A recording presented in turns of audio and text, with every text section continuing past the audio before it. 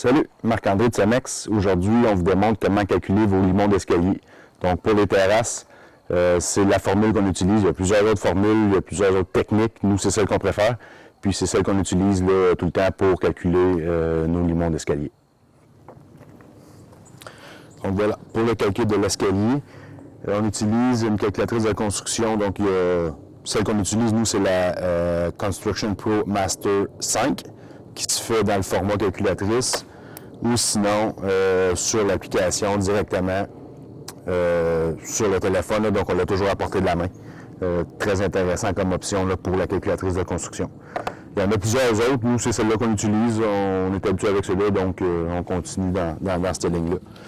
Il faut savoir pour l'escalier qu'on travaille toujours, en ce qui nous concerne, de surface finie à surface finie. Donc, du patio à aller au sol, du patio à aller à un autre palier, dépendamment de l'application, c'est de surface finie à surface finie. La raison est qu'on bâtit le patio, on installe le revêtement de sol, donc que ce soit du decking de bois, composite, PVC, tout ça.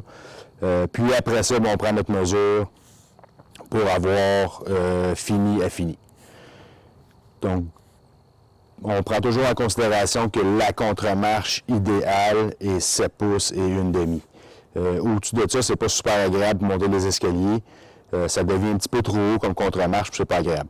Donc, disons qu'on a, je sais pas moi, 58 pouces d'élévation entre le dessus du patio et le sol. Le calcul est relativement simple. Donc, vous prenez votre 58 divisé par la contre-marche idéale qui est 7,5 nous donne 7,73 contre-marches. Ce qui veut dire qu'on va arrondir à 8 parce qu'on ne veut pas aller plus haut que 7,5 pour les contre-marches. Donc on reprend notre 58 pouces divisé par 8. Donc nous donne 8 contre-marches de 7 écarts. Donc 8 contre-marches. La surface de la structure du patio compte comme une contre-marche parce que votre escalier va commencer ici. La dernière marche de l'escalier ne doit pas être égale avec le patio. Donc on a 8 contre-marches de 7 écarts.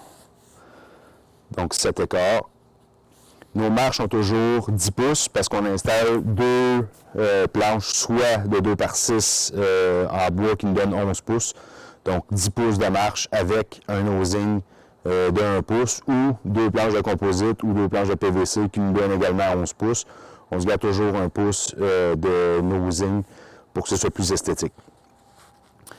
Quand vous marquez votre escalier, il faut prendre en considération que sur votre limon,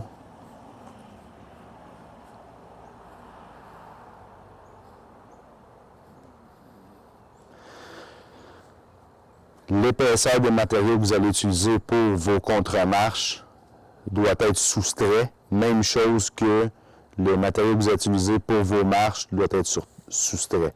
Donc, si on rajoute, je prends un exemple, on va se dire 1 pouce et demi de contre-marche, donc un 2 par 8, ou peu importe le matériau, on va dire 1 pouce et demi pour l'exemple. Si on rajoute 1 pouce et demi sur chaque contre-marche, ça veut dire que votre dernière marche est trop large d'1 pouce et demi. Donc, il ne faut pas oublier de venir enlever 1 pouce et demi à votre limon. Même chose pour le plancher. Si vous rajoutez un plancher de 1 pouce et demi, donc vous rajoutez tout au long de l'escalier, ça veut dire que ceux-là s'annulent parce qu'on ajoute, ce qui fait que votre dernière marche est trop haute d'1 pouce et demi pour que toutes les marches soient pareilles. C'est l'avantage de faire un limon sur mesure, c'est que toutes les marches sont égales. Donc, ne pas oublier d'enlever le pouce et demi en bas de votre limon pour que toutes les marches soient égales. Ça, c'est la façon à la main, si je peux dire, donc en divisant par 7 écarts. 7,5. Sinon, nous, ce qu'on utilise, c'est que sur cette calculatrice-là, la Construction Master 5, il y a la possibilité que la calculatrice vous calcule directement votre escalier. Donc, si on a 58 pouces, qui est ma hauteur, donc la raise,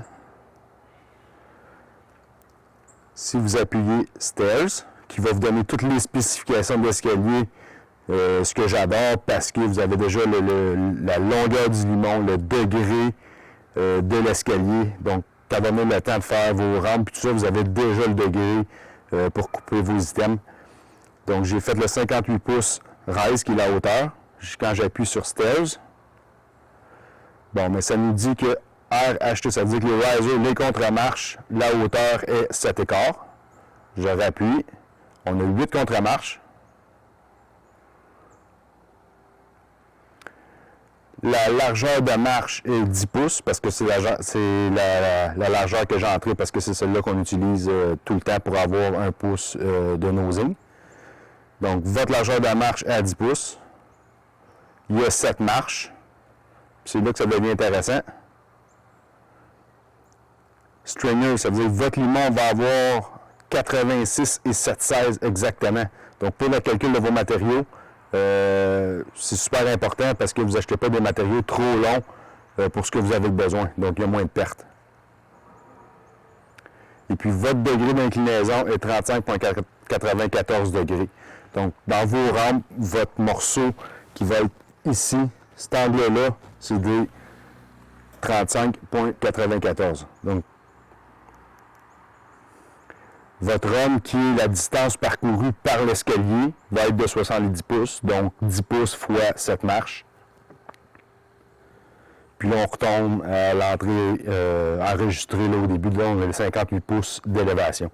Donc, cette calculatrice-là est super intéressante parce que vous avez toutes vos spécifications. Juste à entrer la hauteur de l'escalier ou de votre mesure de fini à fini, de ce que vous avez besoin. Puis après ça, elle fait le travail pour vous. Puis vous avez exactement les bonnes dimensions pour calculer votre escalier. Donc après ça, vous voyez, on a toutes les dimensions précalculées avec le plan qu'on a fait. Donc ça va vraiment plus vite lors de la construction de l'escalier pour la réaliser, pour la couper, pour préparer les morceaux que vous avez besoin. C'est vraiment plus performant de cette façon-là. Deuxième petite chose, on utilise les butées d'escalier en rond au lieu de ceux qui sont comme ça. Ça, c'est juste un petit truc. L'avantage de ceux-là, c'est que le point de contact, étant donné que c'est rond, est toujours le même sur votre limon lorsque vous allez le marquer. Donc, si je la cote comme ça, puis je fais ma ligne comme ça, bien, même si je veux prolonger ma ligne de l'autre côté, mon point de contact est le même. Donc, la ligne